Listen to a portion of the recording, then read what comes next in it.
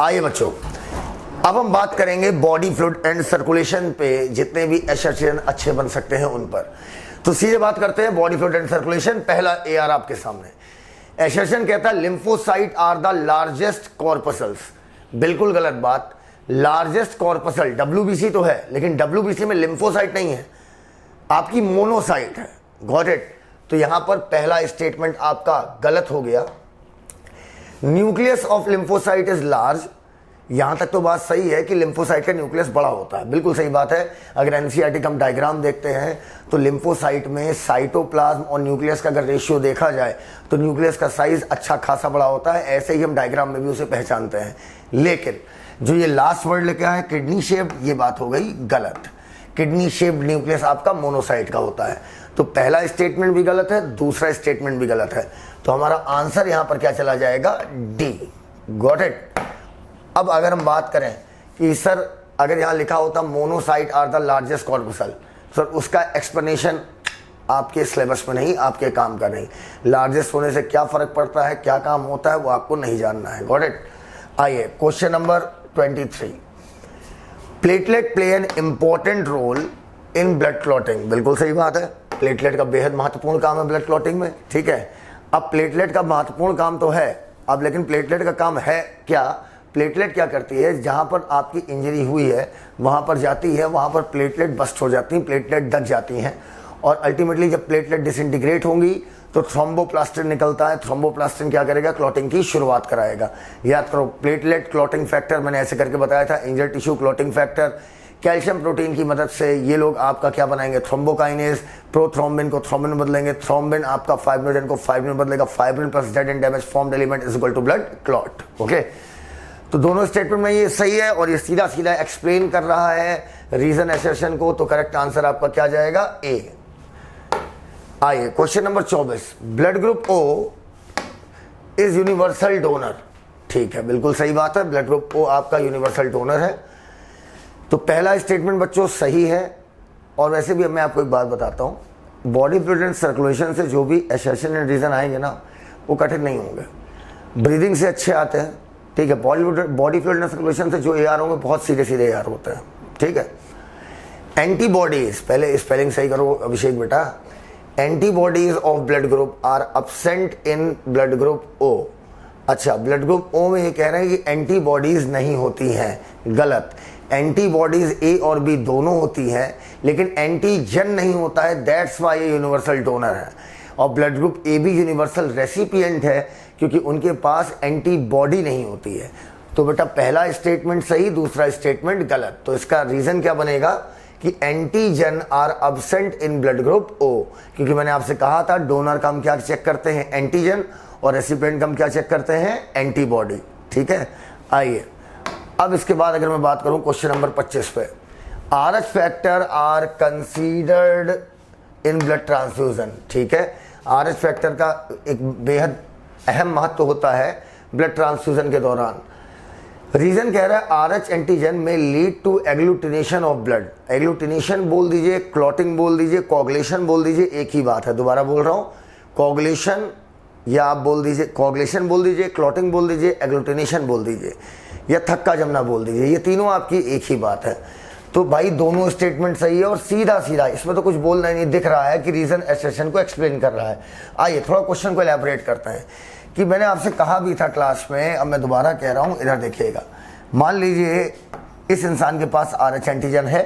ठीक है, तो ये आरएच एंटीजन मैंने बना दिया, तो ये आरएच पॉजिटिव हुआ और ये आरएच नेगेटिव हुआ। मैंने आपसे कहा था कि पॉजिटिव नेगेटिव को ब्लड नहीं दे सकता है, लेकिन नेगेटिव पॉजिटिव को ब्लड दे सकता है। क्यों? इसलिए क्योंकि भैया जब पॉजिटिव नेगेटिव को ब्लड देगा, तो मैंने आपसे कहा था जो ब्लड देता है उसका क्या चेक करते हैं हम लोग? एंटीजन। तो इनके पास आरएच एंटीजन है, नेगेटिव वाले के पास आरएच एंटीजन नहीं है। तो नेगेटिव को जब आरएच एंटीजन मिलेगा तो नेगेटिव उसके खिलाफ क्या बनाएगी? RH antibody, ultimately blood clot कर जाएगा। लेकिन जब नेगेटिव वाला पॉजिटिव को देगा तो भाई देने वाले का हम क्या चेक करते हैं? एंटीजन, और लेने वाले की एंटीबॉडी। तो जब इनके पास एंटीजन है ही नहीं तो फिर दिक्कत किस बात की? तो अल्टीमेटली इसलिए हम कहते हैं कि आरएच फैक्टर एक अहम क्रूशियल रोल निभाता है आपका ब्लड क्लॉटिंग में। तो करेक्ट आंसर इसका होगा ए। मैंने आपसे कहा था ना कि जितने भी आपके ये बॉडी फ्लूइड एंड सर्कुलेशन में जितने भी आपके एसर्शन रीजन है, वो एक भी एआर आपको ऐसा नहीं मिलेगा कि जो एआर में आपको बहुत सोचना पड़े। या तो तुरंत निकल जाएगा, तुरंत का मतलब तुरंत, ठीक है, या तो तुरंत निकल जाएगा, या तो अल्टीमेटली समझ जाएगी कि आपने पढ़ाई ही नहीं की है। ठीक, बिल्कुल सीधी सी बात है। आइए, देखते ही पता चल रहा है। हेपेरिन आपका एक एंटी कोगुलेंट है, बिल्कुल सही बात है। इसी वजह से याद करिए, डायलाइजिंग यूनिट में ब्लड डालने से पहले हम लोग ने हेपेरिन इसीलिए मिलाया था, जो कि एक एंटी कोगुलेंट है। बिल्कुल सही बात है, जिसकी वजह से हमारा ब्लड क्लॉट नहीं करता है। बेसोविल भी आपकी हेपेरिन निकालती है, हेपेरिन के साथ आपकी सेरोटोनिन और हिस्टामाइन भी निकालती है। तो पहला स्टेटमेंट सही है। दूसरे स्टेटमेंट की बात करें, heparin prevent conversion of prothrombin into thrombin. Prothrombin का थ्रोम्बिन में कन्वर्जन हेपेरिन रोकता है। ये स्टेटमेंट भी सही है। हेपेरिन आपका प्रोथ्रोम्बिन को थ्रोम्बिन में नहीं बदलने देता है, अर्थात ये थ्रोम्बोकाइनेस के खिलाफ काम करता है। तो आपका एसर्शन भी सही है, रीजन भी सही है, और रीजन एसर्शन को साफ साफ एक्सप्लेन कर रहा है। आइए, अच्छा सोचिए, ब्रीदिंग हम लोग को कितना टाइम लगा, बॉडी फ्लूइड में क्यों नहीं लग रहा है? क्योंकि बेटा एआर कहाँ से कैसे बन सकते हैं ना, वो फिक्स होता है। एक्सक्रीशन से अच्छे एआर बन सकते हैं, न्यूरल से अच्छे एआर बन सकते हैं, स्केलेटन सिस्टम से अच्छे एआर नहीं बनेंगे। सीधे सीधे दिख जाएगा वो कि एक्सप्लेन कर रहा है कि नहीं कर रहा है। अच्छा सवाल, अच्छा सवाल, अच्छा सवाल। During diastole ventricle receive blood from auricle, अर्थात जब हर डायस्टोल की अवस्था में होता है तो उस समय आपका एट्रिया से ब्लड वेंट्रिकल में जा रहा होता है। सीधी सी बात है, कोई भी चीज जाएगी अपने हाई प्रेशर से लो प्रेशर की तरफ जाएगी। इसका मतलब डायस्टोल के दौरान, डायस्टोल है, बॉयल स्ट्रॉ लगा दो, वॉल्यूम ज्यादा मतलब वेंट्रिकल का प्रेशर कम। तो जब एट्रिया से ब्लड वेंट्रिकल में जा रहा है, मतलब एट्रिया में ब्लड का प्रेशर ज्यादा होगा और वेंट्रिकल में ब्लड का प्रेशर कम होगा। During ventricle diastole stage of rapid inflow, the pressure inside atria is greater than ventricle. बिल्कुल सही बात है। इसी वजह से आपका डायस्टोल के दौरान एट्रिया से ब्लड किस में जा रहा है, वेंट्रिकल में जा रहा है। That's it. तो दोनों स्टेटमेंट सही है और रीजन एसर्शन को सीधा सीधा एक्सप्लेन कर रहा है। तो बच्चों हमारा आंसर जाएगा ए। आइए क्वेश्चन नंबर 28 देख रहे हो, मतलब देखते ही यार फील आ जा रहा है कि एक्सप्लेन कर रहा है। ठीक है, इधर देखो, कह रहा है एवी नोड इंपल्स तो जनरेट करता है। इंपल्स तो पूरे का पूरा नोडल मस्कुलेशन पैदा करता है, चाहे ऐसे नोड हो, चाहे एवी नोड हो, चाहे एवी बंडल हो, चाहे बंडल ऑफिस हो, चाहे राइट बंडल हो, चाहे लेफ्ट बंडल हो, चाहे पुरकिंजे फाइबर हो।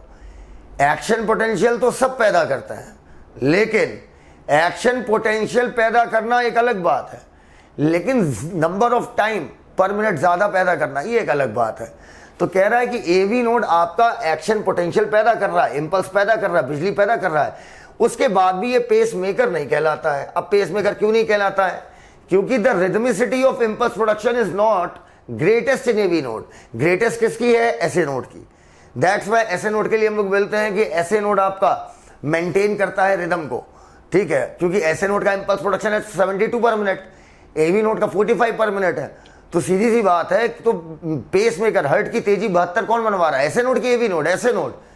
दैट्स वाई एवी नोड आपका पेस मेकर नहीं है। तो सीधी सी बात है कि भाई rhythmicity of impulse production is not highest in AV node. बिल्कुल सही बात है। दैट्स वाई आपका एवी नोड आपका पेस मेकर नहीं कहलाता है। सीधा सीधा एक्सप्लेन कर रहा है। Correct answer will be A. Question number 29। अब पोर्टल, अरे बाप रे बाप, मतलब आप खुद ही समझ रहे होगे कि सर देखते ही वो एक्सप्लेन हो रहा है। पोर्टल सिस्टम, मैंने कहा था तेरे नाम से शुरू तेरे नाम पे खत्म, कैपलरी पे शुरू कैपलरी पे खत्म, उसी को हम लोग बोलते हैं पोर्टल सिस्टम। ठीक है, मैंने कहा था ब्लड में कुछ भी डालना है या ब्लड से कुछ भी निकालना है, एक ही पाइप इस्तेमाल होता है, दैट इज कैपलरी। तो अब बच्चों अगर मैं बात करूं, मान लो दो अंग है, एक अंग किसी केमिकल को डाल रहा है, दूसरा अंग निकाल रहा है, तो दोनों तरफ क्या होनी चाहिए? कैपलरी। और इसी सिस्टम को बोलते हैं पोर्टल सिस्टम। 3 प्रकार के पोर्टल सिस्टम मैंने आपको बताए हैं, hypophyseal portal system, renal portal system और hepatic portal system. Got it? अब मेरी बात समझिएगा। तो बेटा कह रहा पोर्टल सिस्टम कलेक्ट करता है ब्लड एक अंग से और डिस्ट्रीब्यूट करता है दूसरे अंग को। बिल्कुल सही बात है। Portal system collect blood from organ और ऑर्गन एंड ऑर्गन्स और डिस्ट्रीब्यूट करेगा इसी ब्लड को दूसरे अंग को, अर्थात केमिकल देने के लिए। तो दोनों स्टेटमेंट सही है और सीधा सीधा एक्सप्लेन भी कर रहा है कि क्यों वो कैपिलरी से शुरू हो रहा है, कैपिलरी से अंत हो रहा है, क्योंकि एक तरफ से ब्लड लेना है और दूसरे अंग को देना है। दोनों सही है और एक्सप्लेनेशन भी कर रहा है, तो करेक्ट आंसर विल बी ए। आइए अब बात करते हैं क्वेश्चन नंबर 30 पे। इधर देखिएगा, क्वेश्चन नंबर 30 की बात करें, देखिएगा आराम से। सिस्टोलिक प्रेशर ज्यादा होता है डायस्टोलिक प्रेशर से। देखो भैया जल्दी बताओ, सिस्टोलिक प्रेशर ज्यादा होता है डायस्टोलिक प्रेशर से। बिल्कुल सही बात है। क्यों ज्यादा होता है? क्योंकि जब सिस्टोलिक प्रेशर क्या है, जब हार्ट कॉन्ट्रैक्ट करता है तो ब्लड बहुत तेजी से रश करता है आर्टरीज में, ठीक है, बहुत तेजी से निकलेगा आर्टरी से, उसे बोलते हैं सिस्टोलिक प्रेशर। तो सिस्टोलिक डायस्टोलिक से क्यों ज्यादा है? क्योंकि सिस्टोलिक प्रेशर एक्चुअली में पंपिंग प्रेशर है और डायस्टोलिक प्रेशर रेस्टिंग प्रेशर है। तो जब हार्ट पंप करेगा तो सीधी सी बात है प्रेशर ज्यादा होगा। लेकिन इन्होंने रीजन दे रखा है आर्टरी कॉन्ट्रैक्ट करती है ड्यूरिंग सिस्टोल ऑफ हार्ट। तो बात तो सही है, बात आपकी गलत नहीं है, बात आपने सही कह दी कि जब हार्ट सिस्टोल करेगा तो आर्टरी में तनाव फील होगा, भाई ब्लड निकलेगा तेजी से तो आर्टरी को धक्का लगाएगा, आर्टरी कॉन्ट्रैक्ट करेंगी। लेकिन इस वजह से थोड़ी सिस्टोलिक प्रेशर डायस्टोलिक से ज्यादा होता है। भाई सिस्टोलिक प्रेशर डायस्टोलिक से इसलिए ज्यादा होता है कि सिस्टोलिक प्रेशर पंपिंग प्रेशर है, जब हार्ट पंप कर रहा होता है ब्लड को, राइट, दैट्स व्हाई सिस्टोलिक ज्यादा है। तो स्टेटमेंट दोनों सही है लेकिन एक्सप्लेनेशन नहीं है। आइए नेक्स्ट, बहुत प्यारा सवाल। इस सवाल पे तो मैं पॉज करके बोलूंगा कि आप सोच के बताइए इसका आंसर क्या होगा। बहुत प्यारा सवाल है ये, बहुत प्यारा, देख के बताइए इसका आंसर क्या होगा। देखिए सोचिए, कमेंट सेक्शन में बैठा हूं बेटा।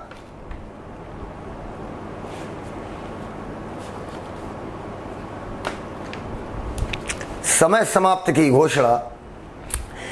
If the muscle of both auricle, auricle मतलब वही एट्रिया, अगर दोनों एट्रिया की मसल कॉन्ट्रैक्ट नहीं कर पा रही है तो भी वो बंदा में कोई दिक्कत नहीं आएगी अगर वो रेस्ट की अवस्था में है।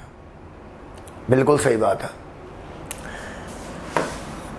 अगर एट्रिया कॉन्ट्रैक्ट नहीं कर रहा है, आराम आराम से सीखेंगे बच्चों, अगर एट्रिया कॉन्ट्रैक्ट नहीं कर रहा है, ठीक, तो 70% ब्लड तो भरेगा ही भरेगा भैया, ठीक है, उतने से हमारा काम हो जाएगा।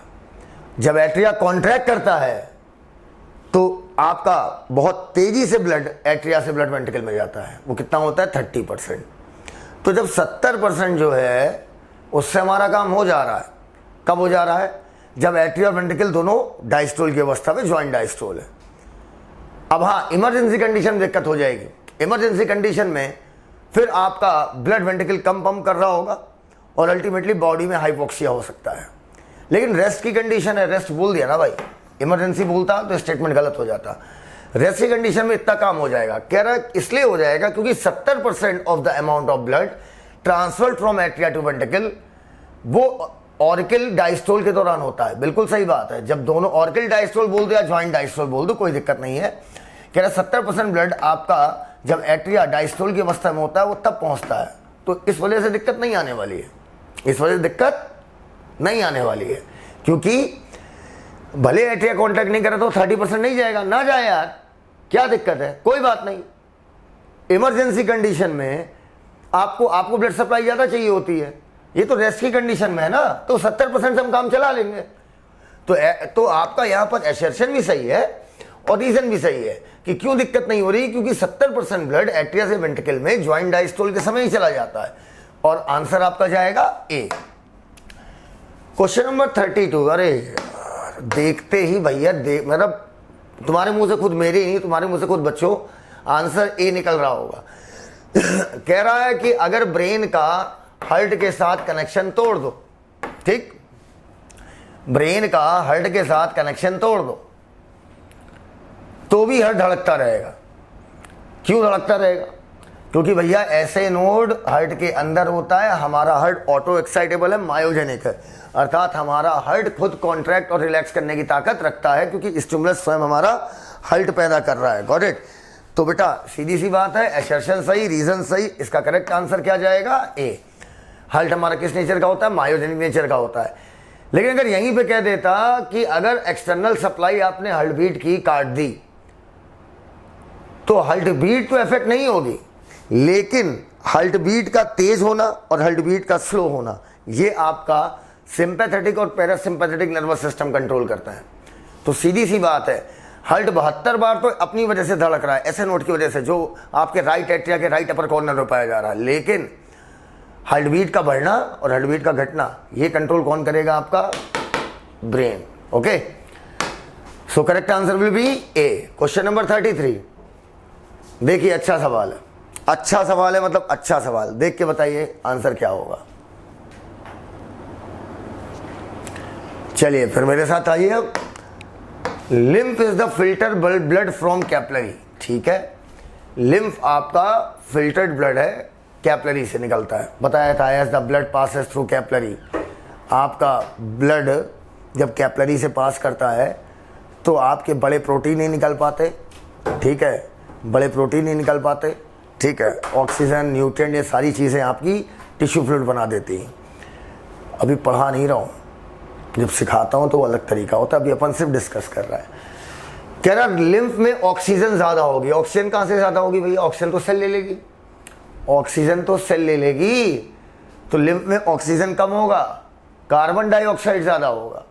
एंड डिवाइड ऑफ आरबीसी, हाँ ये बात सही है, पर पूरा स्टेटमेंट क्या हो जाएगा? गलत। क्यों? क्योंकि रिच इन ऑक्सीजन लिख दिया।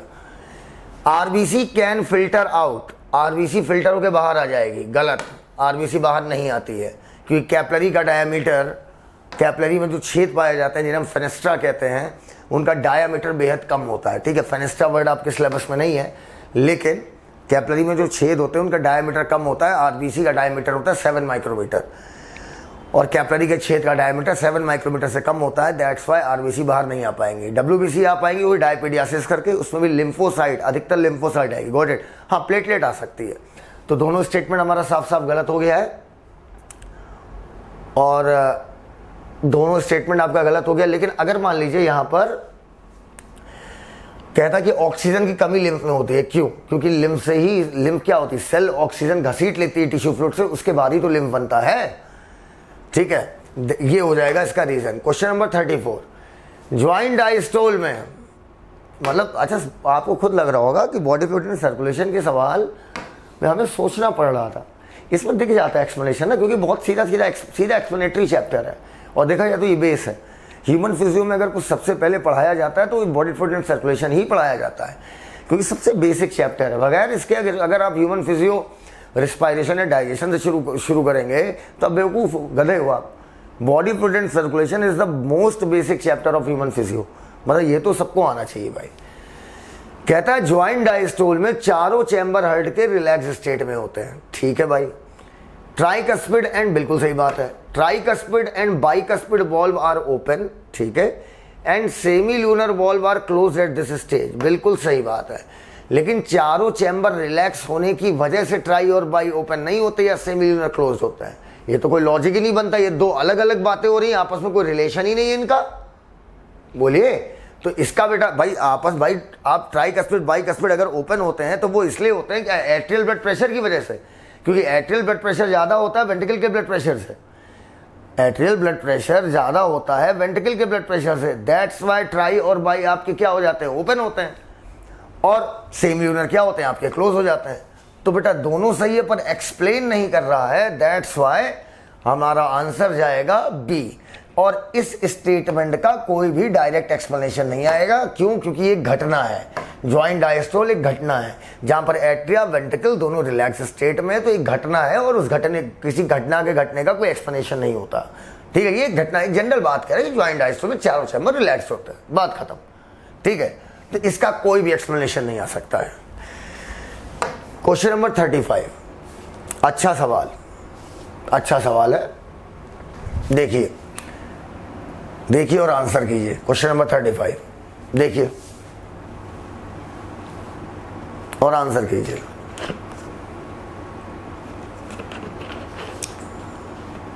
चलिए, the pause between the end of the second sound, second sound कौन सी थी? डब। ठीक है, and the beginning of the first sound. मेरी बात समझना क्या कहना चाह रहा है? सेकेंड साउंड का अंत हुआ और फर्स्ट साउंड की शुरुआत हुई, ठीक है, इन दोनों के बीच का जो गैप है, डब और लब के बीच का गैप, बहुत अच्छा सवाल है। डब और लब के बीच का गैप है, ठीक है, समझना मेरी बात। कह रहा इस गैप में वेंट्रिकुलर डायस्टोल होगा। कोइंसाइड्स का मतलब होता है एट द सेम टाइम, उसी समय पर। कह रहा लब और डब के बीच का जो गैप है, उस गैप में आपका वेंट्रिकल डायस्टोल करेगा। भाई डब कब आएगा साउंड? जब सेमिल्यूनर बंद होगा। बच्चों सेमिल्यूनर कब बंद हुआ था? जब वेंट्रिकल डायस्टोल शुरू हुआ था तो सेमिल्यूनर बंद हुआ था। बोलो बेटा, ठीक है। तो कह रहा है कि आपका जो आपका पॉज है, the pause between end of second sound का अंत होता है and the beginning of the first sound की शुरुआत होती है, ठीक है। कोइंसाइड, इसी के साथ साथ वेंट्रिकल डायस्टोल हो रहा होता है। बिल्कुल सही बात है भाई, वेंट्रिकल डायस्टोल करेगा, वॉल्यूम ज्यादा, वेंट्रिकल का प्रेशर कम हो जाएगा, ब्लड बैकफ्लो मारेगा, सेमिल्यूनर बंद हो जाएगा। तो भैया इस समय कह रहा इसी के साथ साथ आपका वेंट्रिकल डायस्टोल होता है, तो बिल्कुल सही बात है ये। अब कह रहा the second sound dub is created by closing of semilunar bond. ये बात भी बिल्कुल सही है और ये बात भी सही है, लेकिन आपस में किसी प्रकार का कोई संबंध नहीं दिख रहा है इनका, और संबंध नहीं दिखने की वजह से हमारा आंसर जाएगा बच्चों बी। तो सर इसका आंसर और हो क्या सकता था? इसका आंसर ये हो सकता था, अगर मान लीजिए इसका रीजन ये हो सकता था, इसका रीजन ये हो सकता है, अगर ये पूछा है मेरे से कि सेकंड साउंड का अंत और फर्स्ट साउंड की शुरुआत, ठीक है, इसके साथ साथ वेंट्रिकल डायस्टोल करेगा, तो इसका आंसर बनेगा कि जब वेंट्रिकल डायस्टोल करेगा तो वेंट्रिकल का प्रेशर कम होगा, वेंट्रिकल का प्रेशर कम होगा, ब्लड बैकफ्लो मारेगा आर्क ऑफ एओर्टा और आपका पल्मोनरी आर्टरी से, और देन सेमिल्यूनर क्लोज्ड। ये बनेगा इसका आंसर, ठीक है। आइए क्वेश्चन नंबर 36। थोड़ा सा गला बैठा है बच्चों, इधर देखिएगा। इस क्वेश्चन को आप अपनी इच्छा के अनुसार काट भी सकते हैं। ये अब आपसे पूछेगा नहीं कि कौन शॉर्टर ड्यूरेशन का है, कौन शार्प साउंड है, अब ये नहीं पूछता है, तो आप इसे अभी हटा सकते हैं। Question number 37, portal system consist of vein. बिल्कुल सही बात है, आपने पढ़ा भी था, hepatic portal vein which start from capillary and end into capillary. बिल्कुल सही बात, अभी डिस्कस हुआ था। Hepatic portal vein carries blood from intestine, intestine से ब्लड लेगा, ठीक है, टू लिवर, लिवर को देगा, before it is deliver to the body की जो सिस्टेमिक सर्कुलेशन है। दोनों स्टेटमेंट सही हैं, दोनों स्टेटमेंट सही हैं, लेकिन एसर्शन रीजन को एक्सप्लेन नहीं कर रहा है। एसर्शन को एक्सप्लेन कौन कर रहा है? वही वाली मेरी बात जो अभी ARM लगा के आए हैं कि भाई कैपिलरी से शुरू, कैपिलरी पे खत्म। ऐसा इसलिए क्योंकि एक अंग से ब्लड लेगा और दूसरे अंग को ब्लड देगा कि भैया तुम केमिकल डालो और तुम केमिकल निकालो, ये बनेगा उसका एक्सप्लेनेशन। तो बेटा आपस में ये एक्सप्लेन नहीं कर रहा है, गॉट इट। अब अगर मान लो रीजन एसर्शन होता और ये मेरे को दिया होता, तो इसका एक्सप्लेनेशन क्या बनता? इंटेस्टाइन लिवर को इसलिए चीजों को देती है, intestine, blood from intestine goes to liver, because कि कोई भी टॉक्सिक केमिकल हो या कोई भी चीज आपने टॉक्सिक खाई है तो लिवर पहले उसे डिटॉक्सिफाई कर दे, वरना ब्लड बॉडी सिस्टम में अगर चला जाएगा तो ब्रेन के पास पहुंच जाएगा, और ब्रेन इज हाईली सेंसिटिव। मैंने आपको क्लास में सिखाया भी है कि ब्रेन एक सेंसिटिव ऑर्गन है, किसी भी चीज का पहला असर किस पे दिखाई देता है? ब्रेन पे। क्वेश्चन नंबर 38, एसर्शन कहता है atherosclerosis affect the vessel that supply blood to the heart muscle. बिल्कुल सही बात है, एथेरोस्क्लेरोसिस, जिसे हम लोग कोरोनरी आर्टरी डिजीज कहते हैं। कोरोनरी आर्टरी आपकी क्या होती है?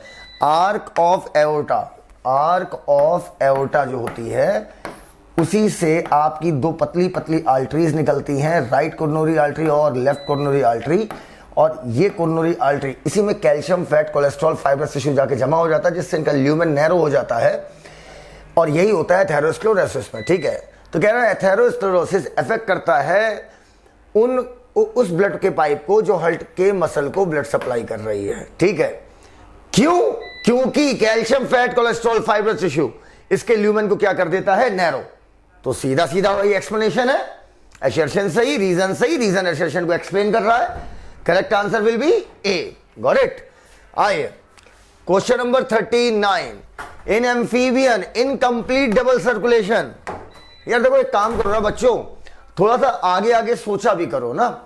आगे आगे क्या सोचा करो, जैसे असर्शन लिखा है तो आप रीजन सोचने की कोशिश किया करो कि रीजन क्या बन सकता है। तो कह रहा भाई इनकम्प्लीट डबल सर्कुलेशन हो सकता है, क्यों? क्योंकि आपका इंटरवेंट्रिकुलर सेप्टा अब्सेंट होगा। ठीक है भाई, एम्फीबिया की बात कर रहा, हार्ट 3 चैम्बर्ड होगा, इंटरवेंट्रिकुलर सेप्टा अब्सेंट, तो एक ही वेंट्रिकल होगा, डीऑक्सीजनेटेड ब्लड राइट साइड से, लेफ्ट साइड से ऑक्सीजनेटेड ब्लड सेम वेंट्रिकल में जाकर मिक्स हो जाएगा। ठीक है, दैट्स व्हाई। तो कहता है इनकम्प्लीट डबल सर्कुलेशन होता है, क्यों? क्योंकि इन एम्फीबिया ऑक्सीजनेटेड, वही लाइन लिखी है, और डीऑक्सीजनेटेड ब्लड सिंगल वेंट्रिकल में जाकर मिक्स हो जाता है और आपका मिक्स ब्लड पंप आउट होता है। दैट्स व्हाई हम इनकम्प्लीट डबल सर्कुलेशन कहते हैं। बिल्कुल सही बात, दोनों सही, और स्टेटमेंट एक्सप्लेन कर रहा है। सोचिए ना, अपने लास्ट वाले वीडियो में अपन कितनी बातें कर रहे थे, लेकिन इसका यार एकदम साफ साफ दिखता है ना। लेकिन एक्सक्रीशन में आपकी फिर आएंगे टेक्निकल क्वेश्चन, राइट। आइए अब बेटा इधर देखो, इसमें साफ साफ दिखेगा आपको कि एक्सप्लेन कर रहा है कि नहीं कर रहा है। लो, देखते ही पता चल गया कि आपका रीजन गलत है। सर इतनी तेज कैसे पकड़े? अरे यहां पे ओपन लिखा हुआ है बेटा कि ओपन सर्कुलेटरी सिस्टम में, तो सीधी बात है ब्लड का फ्लो आपका वेल रेगुलेटेड नहीं होता है। ठीक है, ओपन सर्कुलेटरी सिस्टम में blood is pumped by the heart, passes through the large vessel, जिसे हम एओर्टा बोलते हैं, ओपन स्पेस हीमोसील या साइनस में जाएगा। ठीक है, तो बिल्कुल सही बात है, पहला स्टेटमेंट सही है, लेकिन flow of blood precisely regulate नहीं होता है। Got it. तो सर अब इस पे क्वेश्चन कैसे बन सकता है? ठीक है, इस पे क्वेश्चन ऐसे बन सकता है कि अगर जो असर्शन लिखा हुआ है इसको आप रीजन में डालो, ठीक है, और असर्शन दिया हो कि in open circulatory system flow of blood is not precisely regulated, तब ये रीजन बन जाएगा उसका। Got it. तो असर्शन सही, रीजन गलत, करेक्ट आंसर सी। आइए अब हम लोग बातें करेंगे नेक्स्ट क्वेश्चन में। क्वेश्चन नंबर 41, इन फिशेस की फाइशेस, इन फिशेस सिंगल सर्कुलेशन ऑकर। ठीक है, बिल्कुल सही बात है। क्यों सिंगल सर्कुलेशन? क्योंकि हार्ट में 2 चैम्बर होते हैं, एट्रिया और वेंट्रिकल। हार्ट वेनस कहलाता है क्योंकि इनके हार्ट से हमेशा डीऑक्सीजनेटेड ब्लड गुजरता है। आपका हार्ट के एट्रिया से वेंट्रिकल, वेंट्रिकल से गिल, गिल से बॉडी, बॉडी से वापस heart. That's why single circulation. Class में सिखाया है आराम से, यहां सिर्फ डिस्कशन चल रहा है, ध्यान रखिएगा। ठीक है, अब डिस्कशन में भी मैं पूरा सिखाऊं तो फिर आपको बोर हो गए यार। Fishes have 2 chambered heart with an atria and ventricle. देखिए और सोचिए, अभी एक्सप्लेन कर दिया है, साफ साफ एक्सप्लेन कर रहा है। सिंगल सर्कुलेशन क्यों है? क्योंकि हार्ट में सिर्फ 2 ही चैम्बर है। ठीक है, अगर 4 चैम्बर होते तो एक हो जाता सिस्टेमिक सर्कुलेशन, एक हो जाता पल्मोनरी सर्कुलेशन, राइट। आपका राइट वेंट्रिकल से लेकर लेफ्ट एट्रिया तक आपका हो जाता पल्मोनरी सर्कुलेशन, और वहीं पर आपका लेफ्ट वेंट्रिकल से लेकर राइट एट्रिया तक हो जाता आपका सिस्टेमिक सर्कुलेशन। तो सीधी सी बात है, 2 चैम्बर हार्ट होने की वजह से सर्कुलेशन क्या कहलाएगा? सिंगल। Got it. आइए अब बात करते हैं क्वेश्चन नंबर 42। ऐसे नोट, अरे एक्सप्लेन कर रहा है, देख लीजिए, मैं कुछ एक्सप्लेन नहीं करने वाला हूं। ऐसे नोट को पेस मेकर क्यों कहते हैं भैया? सीधी सीधी एनसीईआरटी की लाइन, मैंने आपको क्लास में भी ये सिखाया था बच्चों कि ऐसे नोट इनिशिएट कराता है और हार्ट के रिदम को 72 पर मिनट मेंटेन करता है। Correct answer will be A. 43, the opening between right atria में भैया बाइकस्पिड नहीं ट्राइकस्पिड होता है, तो भाई सीधी बात असर्शन क्या हो गया आपका? गलत। आंसर जाएगा डी। तब भी मैं देखूंगा रीजन को। The valve in the heart allows the flow of blood only in one direction. Reason सही है, वॉल्व का काम होता है एक दिशा में ब्लड को भेजना। ट्राइकस्पिड बाइकस्पिड क्या करेंगे? एट्रिया से वेंट्रिकल में भेजेंगे। सेमिल्यूनर क्या करेंगे? वेंट्रिकल से आर्क ऑफ एओर्टा और पल्मोनरी आर्टरी में भेजेंगे। Got it.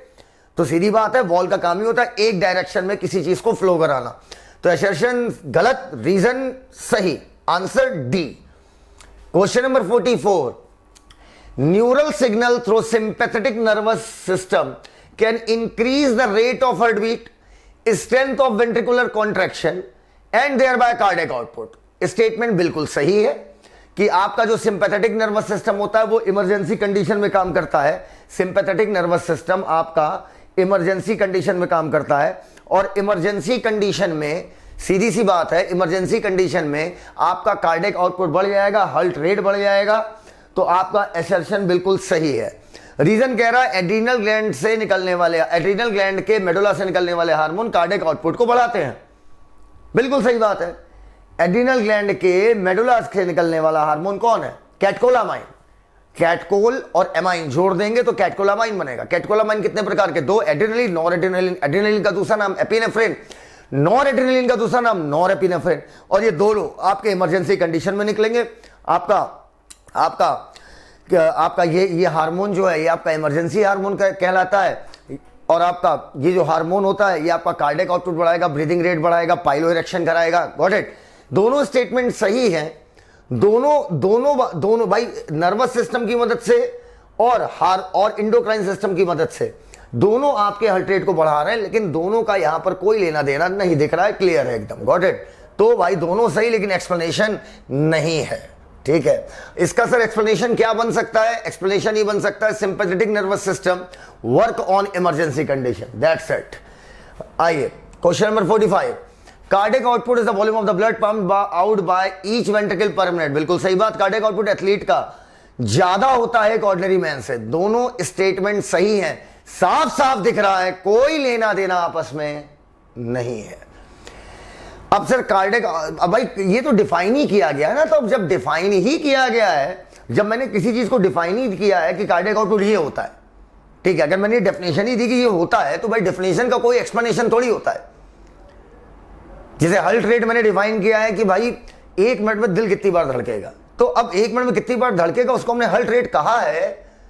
जब हमने कहा ही किसी चीज को, तो किसी चीज को जब आपने डिफाइन ही वो किया तो उसका एक्सप्लेनेशन नहीं बन सकता, राइट? तो बेटा असर्शन का कोई एक्सप्लेनेशन बन ही नहीं सकता। रीजन की बात करें कि कार्डियक आउटपुट आपका ऑर्डिनरी मैन से एथलीट का ज्यादा होता है। क्यों? क्योंकि एथलीट का हार्ट रेट भी ज्यादा होता है और स्ट्रोक वॉल्यूम भी ज्यादा होता है। Got it? ये इसका रीजन बनेगा। चलिए, तो दोनों स्टेटमेंट सही, लेकिन एक्सप्लेन नहीं कर रहा है। Question number 46।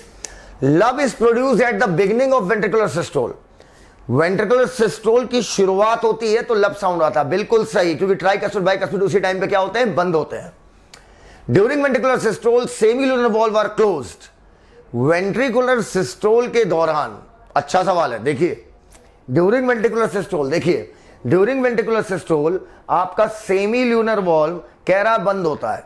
ये बात हो जाएगी आपकी गलत, क्योंकि वेंट्रिकुलर सिस्टोल अगर बिगिनिंग लिखा होता, क्वेश्चन समझिएगा, during beginning of ventricular systole semilunar valve are close, तो बात सही हो जाती। लेकिन भाई लिख रहा वेंट्रिकुलर सिस्टोल के दौरान, तब तो सेमील्यूनर ओपन हो जाएगा। शुरुआत की बात कर रहा होता तब तो क्लोज होता। समझना, बहुत प्यारा पॉइंट बोल रहा हूं, लेकिन ये शुरुआत की बात नहीं कर रहा बेटा, कह रहा वेंट्रिकुलर सिस्टोल के दौरान सेमील्यूनर वॉल्व क्या हो जाते हैं? ओपन हो जाते हैं। सर पहले स्टेटमेंट का रीजन क्या बन सकता है?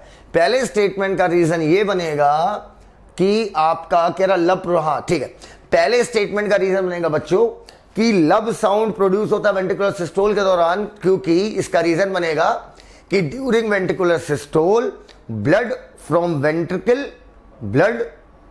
वेंट्रिकल, ठीक है, वो जाके टकराएगा ट्राइकस्पिड और बाइकस्पिड से, कॉर्डी टेंडनी टाइट होंगे, that's why first heart sound produced होगा। Got it? अगर एक लाइन में बोलना चाहूं तो बोलेंगे during ventricular systole blood rushes back to tricuspid and bicuspid valve. Okay, लिखा, rushes back to tricuspid and bicuspid valve and chordae tendineae tighten. ये बनेगा रीजन। कॉर्डी टेंडनी टाइट होंगे, सीधी बात है, फर्स्ट हार्ट साउंड आ जाएगा आपका, that is lub. Tricuspid bicuspid closed, पहला साउंड आ जाएगा लब। तो असर्शन सही, रीजन गलत। Correct answer C. Lymph is a colorless fluid containing specialized lymphocytes which are responsible for the immune response of the body। बिल्कुल सही बात है। लिम्फ में मैंने अभी आपको बताया था डिस्कशन के दौरान कि लिम्फोसाइट आपकी मौजूद होती है। अगर WBC में पूछा जाए तो सबसे ज्यादा क्या मौजूद होगी? लिम्फोसाइट। कह रहा है exchange of nutrient gases between the blood and the cell always occur through this fluid. बिल्कुल सही बात है, एनसीईआरटी की सीधी सीधी लाइन है, दोनों बात सही है, लेकिन दोनों का आपस में कोई लेना देना नहीं है, वो साफ साफ दिख रहा है। ठीक है, यहां पर बात कर रहा है कि चीजों का एक्सचेंज लिम्फ के थ्रू हो रहा है, ठीक है, और यहां पर बात दूसरी कर रहा है। अब इनका रीजन क्या बन सकता है? Lymph is a colourless fluid containing specialised lymphocyte which are responsible for the immuno response of the body, full stop. इसका रीजन बनेगा लिम्फ इज कलरलेस फ्लूइड, ठीक है। इसका रीजन क्या बनेगा? इसका रीजन बनेगा RBC is absent in lymph, वरना रेड कलर आ जाता। अगर रीजन एसर्शन में होता तो एक्सचेंज ऑफ न्यूट्रिएंट गैसेस इस फ्लूइड के थ्रू होता है। अगर ये एसर्शन के रूप में होता तो इसका रीजन बनता बेटा कि blood does not reach each and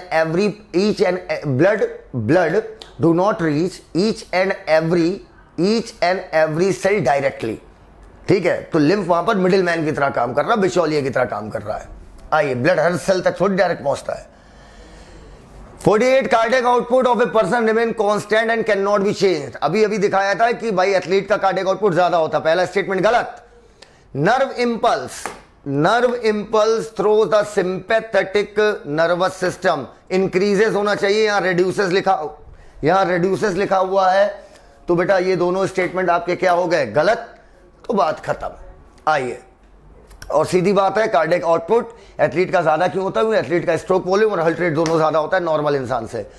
49 thrombin play an important role in blood clotting. Thrombin का एक महत्वपूर्ण रोल होता है ब्लड को क्लॉट कराने में। क्यों? क्योंकि थ्रोम्बिन फाइब्रिनोजन को किसमें कन्वर्ट करता है? फाइब्रिन में। याद आया? अरे platelet clotting factor, angel tissue clotting factor, calcium protein की मदद से एंजाइम कॉम्प्लेक्स बनाया था थ्रोम्बोकाइनेस। प्रोथ्रोम्बिन को थ्रोम्बिन में बदला था, थ्रोम्बिन ने क्या किया था? फाइब्रिनोजन को फाइब्रिन में बदला था। इसलिए आपका थ्रोम्बिन इंपॉर्टेंट रोल निभा रहा है ब्लड क्लॉटिंग में। Correct answer A. अच्छा, बॉडी फ्लूइड एंड सर्कुलेशन के यार कितने सरल है ना, डायरेक्ट एक्सप्लेन करते हैं, डायरेक्ट। अब सुनो मेरी बात, अगला बेटा, RBC of a human may have A and B antigen. बिल्कुल सही बात है। ब्लड ग्रुप ए बी के केस में A B blood group is only donor है। ये कौन सी बात हुई? ए बी ब्लड ग्रुप ये इकलौते डोनर है, ये तो गलत बात हो गई बेटा। तो ए बी भाई ए है, बी है, ए बी है, ओ है, कोई भी डोनर बन सकता है भाई। वो तो हम एबीओ ग्रुपिंग और आरएच ग्रुपिंग के थ्रू टेस्ट करेंगे। तो दूसरा स्टेटमेंट गलत, पहला सही। अब पहले का एक्सप्लेनेशन क्या बन सकता था?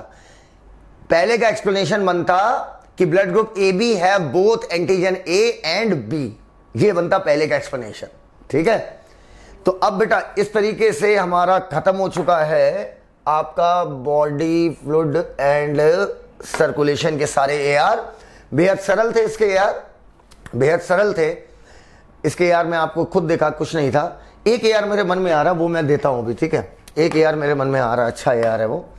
मान लीजिए एग्जाम में मेरे से कहता है कि एसर्शन है, ऊपर वाला छोड़ दीजिए, उसे हटाइए। एसर्शन है blood group A B is universal recipient. Reason है blood group A B have both antigen A and B. Answer करिए, कमेंट कीजिए।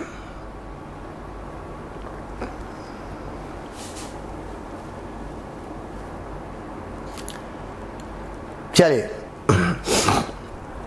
स्टेटमेंट दोनों सही है पर एक्सप्लेनेशन गलत है। Universal recipient blood group A B इसलिए नहीं है कि उसके पास दोनों एंटीजन है, वो यूनिवर्सल रेसिपिएंट इसलिए है क्योंकि उसके पास एंटीबॉडी कोई नहीं है, ठीक है। समझ पाए मेरी बात? वो यूनिवर्सल रेसिपिएंट इसलिए नहीं कि उसके पास दोनों एंटीजन है, क्योंकि जो ब्लड लेता है उसकी एंटीबॉडी देखते हैं और जो ब्लड देता है उसका एंटीजन देखते हैं। सिखाया था आपको, डोनर का एंटीजन, रेसिपिएंट की एंटीबॉडी। तो यूनिवर्सल रेसिपिएंट इसलिए क्योंकि इनके पास एंटीबॉडी नहीं है। ऐसे ही इसी फॉर्म में एक और, blood group O is universal donor because blood group O के पास दोनों एंटीबॉडी होती है। तो दोनों सही है पर यहां पे भी एक्सप्लेनेशन नहीं है। Blood group O universal donor इसलिए है क्योंकि उसके पास एंटीजन नहीं है, और जो देता है उसका क्या चेक करते हैं? एंटीजन। और जब एंटीजन है ही नहीं तो दिक्कत किस बात की? Got it? तो इस तरीके से हमने बॉडी फ्लूइड एंड सर्कुलेशन को खत्म कर लिया बच्चों। कल मैंने आपके कमेंट्स पढ़े थे, थैंक यू वेरी मच। मैं देखिए कमेंट से थोड़ा सा प्रेज मिलता है, थोड़ा अच्छा लगता है ना, रात में बैठ कर कमेंट पढ़ने तो थोड़ा सा गुड फीलिंग आता है। है ना। बस कमेंट दिल से लिखा करो, जो भी मन में आए लिखा करो, ठीक है। और लाइक फेंक फेंक के मारो। चलिए फिर आज की बातें यहीं तक करते हैं, ठीक है, बाकी बातें कल करते हैं। थैंक यू, धन्यवाद। This is Sahil Siddiqui. Thank you, धन्यवाद। Signing of.